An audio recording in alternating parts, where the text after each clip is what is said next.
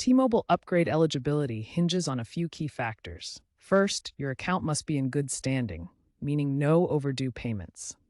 Second, the time since your last upgrade matters.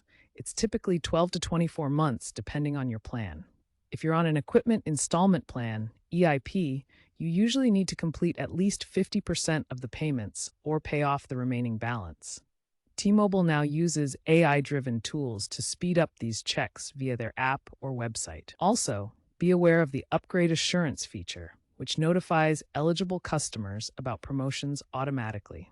Understanding these basics helps streamline the upgrade process. Remember to check your account details before pursuing an upgrade to avoid any surprises. To check your EIP status, log in to your My T-Mobile account through the app or website.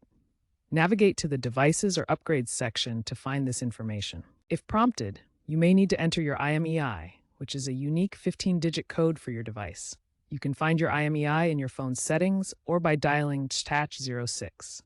The IMEI is crucial because T-Mobile uses it to verify device compatibility and unlock status, ensuring it's not blacklisted due to theft or other issues.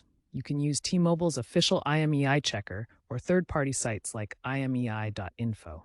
Doing this check ensures a smooth upgrade process by confirming your device is eligible and compatible with T-Mobile's network.